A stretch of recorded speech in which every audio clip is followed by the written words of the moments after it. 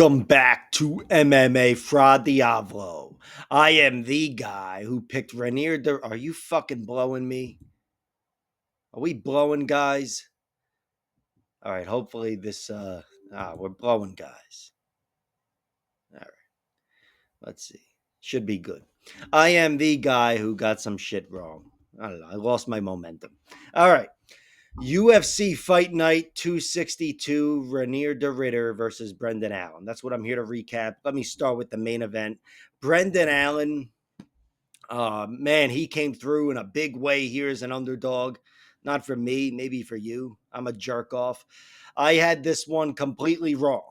I thought Rainier de Ridder, I didn't think he would dominate Brendan Allen, although I did think that in round one when he got right to mount after a takedown. But I did think he would outlast Brendan Allen. I had him winning by round four submission or whatever. I forget whatever I picked. But I know I covered it with some bets, and those bets went down the drain. Brendan Allen made good on being a bad matchup for Rainier de Ridder. And look, I'd hate to lead by talking about Rainier de Ridder. I'm going to blow Brendan Allen a little bit. I'm like a minute into this, and it's all about blowing guys already. But I want to talk about Rainier de Ridder. He collapsed here. And this is an example of losses coming back to haunt you, where it's why I'm always harping on losses, because I see something and I'm waiting for it to hit the surface again. Again, I'm over here preaching about how I was right about shit when I just lost money on this fight. Rainier de Ridder by submission. Again, I'm a jerk off.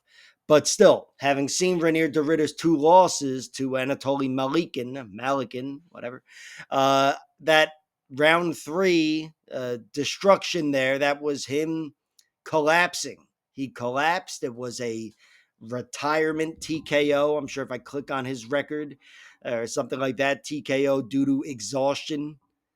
Something like we used to see when Gary Goodridge lost to Don Fry.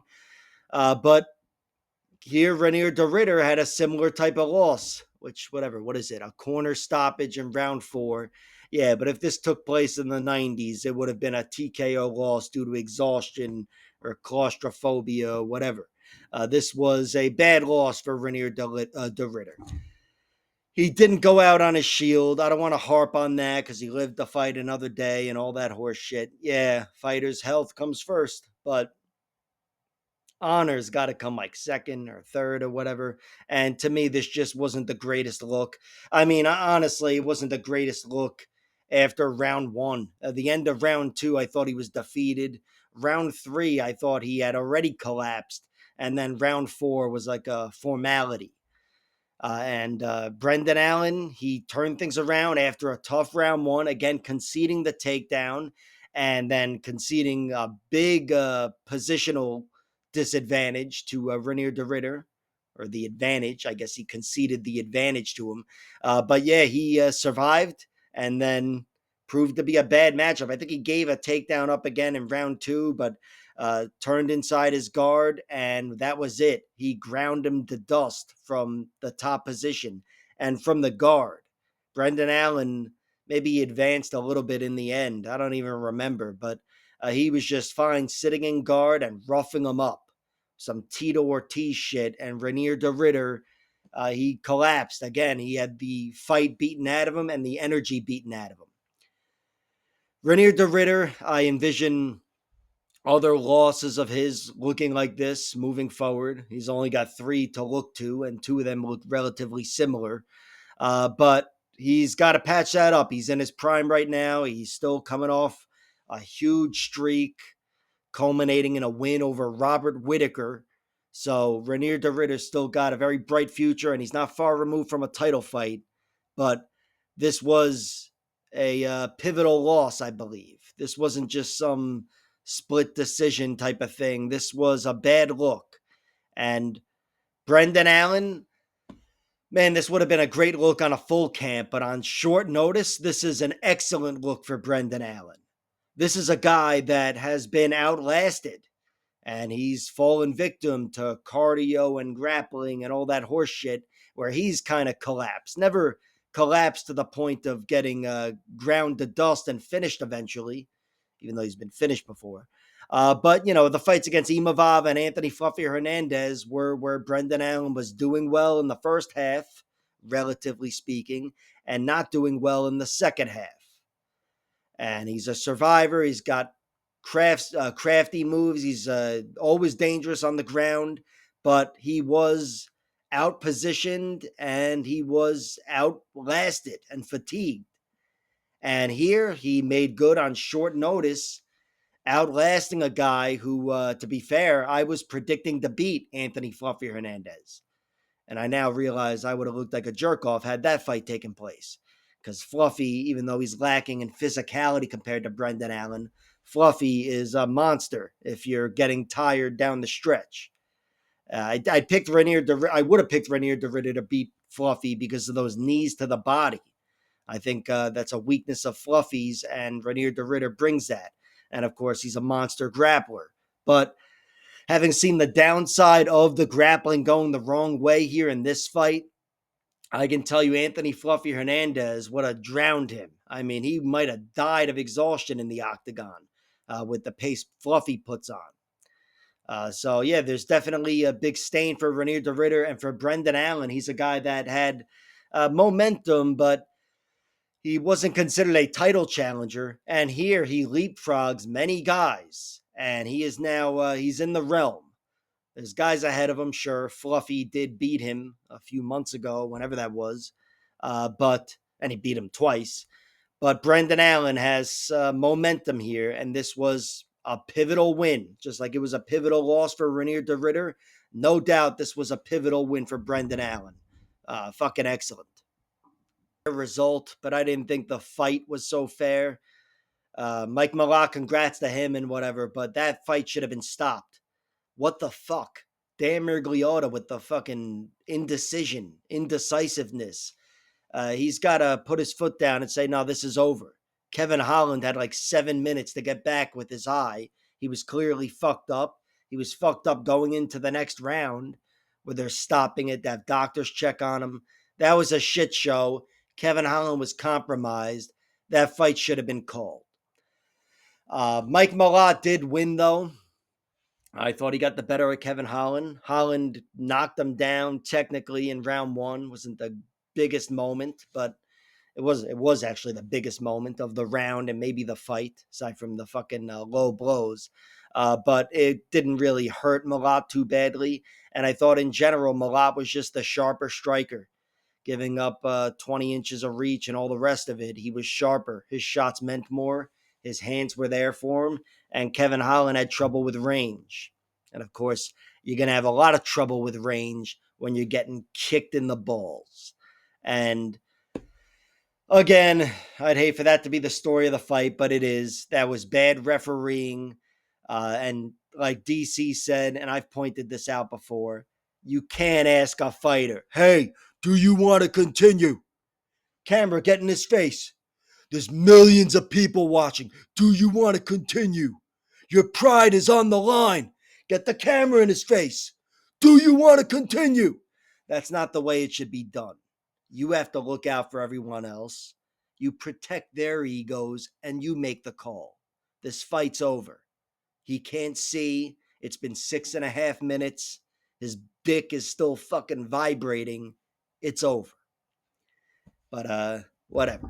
Not the best refereeing there. But yeah, tough loss for Kevin Holland. For now, it's got an asterisk next to it, but in time, that will be removed and it'll just be another loss. But he's going to live to fight another day. And for Mike Malott, good decision victory for him. But yeah, this one, temporarily, it's got a stain on it. Ayman Zahabi beat Marlon Chito Vera by decision, split decision. I thought it was a good call. I thought it was close. I thought Cheeto was kind of more active than I expected him to be, but I still thought it just wasn't enough. He had moments there for sure, but Ayman Zahabi, he's tough as all fuck. It'll take a spinning back elbow to knock him out. And both guys being really tough and really neutralizing type of fighters. And they gave us a very competitive fight, but I thought Ayman Zahabi edged it. I thought he was a little more active, and I thought he won rounds 1 and 3. Could have gone either way, and the fight was intense. Of course, Cheeto didn't lie down and gave us a nice stare down as well. But it's another loss where he put his foot on the gas and yada, yada, yada, might have been a little different. He was definitely in the realm of winning this, but I thought Zahabi won. Eamon Zahabi's got a ton of momentum. I don't know where he goes from here, title fight or title eliminator fight, but it's something big. You know, he doesn't have the most flash to him. He's got some nice finishes and things, but the higher profile fights have been grinding decisions. I mean, that fight with Aldo was like a classic, in my opinion, but he's got a lot of quiet momentum. And yeah, whatever he is in his late 30s, he's kicking ass right now. So great win for him. Speaking of great wins, Manon Fior kicked the shit out of Jasmine Jasdavicius, hit her with a big straight, I believe. Was it a jab? I got to rewatch it. I think she caught her with a big straight left, and that was it. And Jasmine was on Queer Street, and Manon Fior kept her there, and she was too physical for Jasmine to wrestle her way out of anything or do anything but be pinned and pounded. Manon Fior, who came into the UFC looking incredibly dangerous and got some nice stoppage victories, especially over Tabitha Ricci, despite the circumstances. Here, she reminds us she's got that danger, and she does it over a surging contender. I think the girl that was considered the dark horse up until last night, Jasmine Jasdavicius. For Manon, she's right back in the title mix. I mean, you know, with a win, just having the green W next to her name, she's back in the title mix. But getting the win like this, you know, inside of 90 seconds with a stoppage, this was huge for her, and she's definitely a viable contender, as she's shown in the past. And for Jasmine, she's been able to take it historically. She's only got tough losses, and this is another one. But yeah, this showed a crack in the armor, a crack in the chin, and hopefully it doesn't spread like a crack in the windshield. Charles Jourdain beat Davy Grant. This one hurt my fucking heart. Even though it was my second prediction, he wins by guillotine. And don't think I didn't hedge my fucking bets with that. I did, although I still lost money. But yeah, I had Davy Grant winning, and he did not win here. I think he landed a one or two good punches, but Charles Jourdain was all over him, really timing him. He was the much faster guy. Davy kept getting caught with those knees, jumping more than flying. I don't know the fucking difference, but Charles Jourdain hit him with a few of those, and the last one, as they showed with the replay, was right on the button, and Davy Grant had his face smashed, and then Charles Jourdain, with his guillotine, with his underrated submission skills, pounced on a guy who's never been knocked out but has been submitted, and for the first time in a while, Davy Grant gets submitted again by Charles Jourdain in Canada. I don't know why I had to wrap that up like poetically. You know what happened. You saw the fight. You see the result right there. Charles Jourdain by guillotine at 3:05. Charles Jourdain, he's dangerous. He's fast, fast as fuck. He's got really sharp hands, and apparently his knees are great as well. Davy Grant's tough as fuck, and you know, now maybe the picture isn't as rosy, but in general, he's had a lot of momentum lately, and I considered him a very tough test for Jourdain, and Jourdain passed it with flying colors. So great win for Charles Jourdain. Really excellent. And for Davey, that hurt my heart. And then Kyle Nelson beat Matt Frivola by decision. Decision? Didn't he knock him out? He knocked him out, right? He TKO'd him? What happened? Yeah, I don't know. I thought it was a TKO. I actually thought it was a knockout. I thought Frivola was out. Then I was sure it was a TKO. But turns out Dan Mirgliota said, no, I thought the bell rang or whatever. Yeah, we're going to a decision. Even though there's still 2 rounds left, I'm insisting on a decision. That's what he said, and that's what he got. Frivola looked tough as fuck after that. He's a guy whose durability has been in question for a while. He's had some rough losses lately, and this was another one technically. But he does not get the official knockout loss. He hung tough and got his ass kicked by Kyle Nelson, who was able to hurt him, obviously, early, but still thoroughly outpoint him, outposition him, and outskill Matt Frivola at lightweight. Great win for Kyle Nelson. And for Matt Frivola, even though he might have suffered a concussion, it doesn't go down as a knockout loss. So there's that. I'm happy to see that too, because I like Matt Frivola. Round 3. This was an awesome performance from Drew Dober, all things considered. But again, much like the Mike Malott Kevin Holland fight, this was a shit show. Kyle Prepolak really the fight should have been called. And it wasn't. And Kyle Prepolak lived to fight another round, and he had a point on Drew Dober. Drew Dober had a point deducted after a tough second round to begin with. And I guess it really began with the first round with Drew Dober kicking ass. But still, the fight was close going into round 3. And Drew Dober was down and out. He had his back against the wall, and he was fighting for a draw or a finish there. And he went through Kyle Prepolak in a minute and a half after he put his foot on the gas. It was excellent to see, especially considering Prepolak had never been finished by strikes. But of course, it's got a stain on it, just like Kevin Holland and whatever other bullshit fights we've seen lately. And there's been a few of them. Again, the fight should have been stopped. Prepolak was compromised, and enough time had gone by. I think even extra time here. But whatever. With him agreeing to fight on, that's what he agreed to. He didn't look for a way out, even though, again, maybe the ref should have been making the decision on his behalf. But he went in there, fought Drew Dober, and Drew had to put his foot on the gas because he was down and out at that point, maybe lost round 2 and definitely lost another point. So he did what he needed to do and in emphatic fashion stopped Kyle Prepolak and silenced the Canadian crowd. It wasn't quite Yuri Prohashka versus Khalil Roundtree, but this was still a man with his back against the wall, 1 round to go, who did what he needed to do. And this was a fucking veteran, too. So I love seeing it. Great win for Drew Dober, even though he screwed me on the decision bet. But I probably wasn't going to hit that anyway with the point deduction.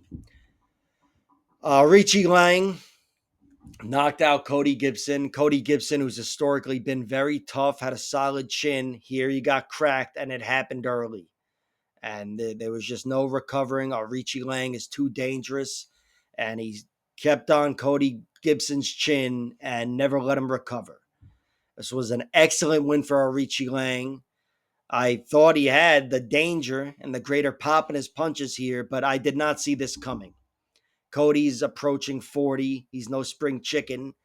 But until I see a chin fail or start to fail with some knockdowns, like Nogueira getting knocked down 4 or 5 times before Frank Mir finished him, I think I have faith in chins. And I had faith in Cody's here. I thought, yeah, Richie Lang does hit hard, but Cody Gibson's good enough to take it. And that was my starting point for breaking down this fight. And I was wrong from the get-go. From the foundation, I was off. Richie Lang gets it done in 21 seconds. That's his finest win, probably. Certainly one of them. And for Cody Gibson, this is a potentially pivotal loss. Again, even if he didn't go to sleep, he was knocked silly there. He was concussed, and he was legitimately TKO'd in 21 seconds. Bruno Silva got a 3rd-round submission over Hyung Sung Park. This was an excellent performance from Bruno Silva. I thought he did what he needed to do here. I thought he turned things around on the feet. Did I say turn things around? I don't even know if he needed to turn things around. Maybe after a minute or so. But I thought he, by the end of round 1, he was in control. I thought he was in control everywhere. And when he got Hyung Sung Park tired and hurt, he had that danger down the stretch that Hyung Sung Park could not defend against. Bruno Silva, he's Doesn't have the prettiest record now. I believe it's 15-7, but this is him in his prime. He's a lot better than his record would indicate, and he's got a lot of great traits. And it takes traits to get a round three sub, and he made it happen, showing Hyung Sung Park levels. Sometimes that's what it's all about, and there are levels, and he showed him that next level. But yeah, Hyung Sung Park, he showed he could take it. He was giving it back. That was a tough fight for him, and I like the way he looked in round three, really going for it. But he only had about a minute or so of success, really pouring it on. He wasn't able to maintain like Drew Dober or Yuri Prohashka. Bruno Silva took over the fight again and finished him. Jordan Santos beat Danny Barlow. This was a fun fight. Both guys had moments for sure, but Jordan Santos had more of them. Thought he won the small moments and had some nice big moments. And he wasn't able to put Danny Barlow away, even though he came really fucking close. But he crowded him. He shut down that left hand, partially with his chin. And he outpointed Danny. It was a great win for Jordan Santos. He came through as a big underdog. I mean, I picked against him, but I did bet on him. I did throw a sprinkle on him winning by decision. And yeah, this was well earned. Guy showed a lot of traits. He's never been finished, but here he had to go through with Danny Barlow, and I thought he cleanly won this fight. And for Danny Barlow, credit to him for not going down. When he almost went down, he bit down on his mouthpiece and put some fear back into Jordan Santos. But he was still hurt. You'll hear me mention that next time. He was still hurt here. His chin nearly failed him. And again, he was out pressured and pointed and beaten by decision. Stephanie Luciano got a third round submission over Ravina Oliveira. I had her winning by decision, but I knew those round three finishes were coming. I knew it. It's the girl that outlasted Sam Hughes in round three, secured a draw in round three against Talita Alencar, and here she was too much for Ravina Oliveira. And I thought she would be looking to keep it on the feet, but in round two, I could see she certainly had a leverage and a sharp takedown, and she was able to make things work on the ground against Oliveira. And in round three, she beat her up, landed some good ground and pound, forced some positional advantages, or I guess Ravina to give up positional advantages, and secured the choke. Was an excellent win for Stephanie Luciano. Happy to see her get, I believe, her first submission and also her first UFC finish. And of course, it's no coincidence it comes in round three. She's shown excellent traits so far as a fighter. And here they come through on paper. So fucking awesome for her. She's got a bright future. Yusri Belgari beat Azamat Bakoyev. Round three stoppage. I thought Bakoyev had a nice round in him there, but then he was shut down and he was bested on the feet. I thought Yusri was really working knees very well, keeping him at bay with basic strikes, jabbing him. I thought he shut down the explosiveness of Bakoyev just by being basic, even though Bakoyev still leapt into some wild hooks that hurt him. But he was the better man. I thought Bakoyev was better on the ground, and I'm sure he is better on the ground, but he wasn't able to secure position. Hit a few takedowns, wasn't able to secure any hooks and make this a grappling match. Belgari got up and defended. And then for the last fucking 10 minutes, attacked. And Bakoyev wasn't able to stand in round three, got beaten around, and the fight was forced to stop. So great win for Yusri Belgari. Really a great debut here. And for Azamat Bakoyev, this was a tough loss. He still got very good momentum. I think he's an above average UFC fighter. But here he certainly looked limited. My estimation of his grappling prowess has definitely plummeted. And his striking prowess, of course, first and foremost. But I'm aware he was fighting a superior striker here anyway, a superior kickboxer. So he'll get a chance to show himself against other matchups. And Melissa Croden gets a third round TKO over Tainara Lisboa. Sometimes it's just destiny. Let me pull up Melissa Croden's record. Yep, she's never won by decision. Here she came very close within seconds, but sometimes it's just destiny. She's that dangerous. She had moments where she was beating up Tainara Lisboa, but in the end, there was enough fatigue mixed in where Croden could overwhelm her. I thought Melissa Croden had a really tough fight in the first round, but she stood the course. Her physicality took over. Tainara Lisboa was not able to bully her and was not able to evade her after long. And Melissa Croden really battled her way back into this fight. She had size and strength and reach, but she had to really force action, leaping into a lot of strikes, leaping into combinations, and just saying, I'm going to touch you. I got to touch you here to turn things around.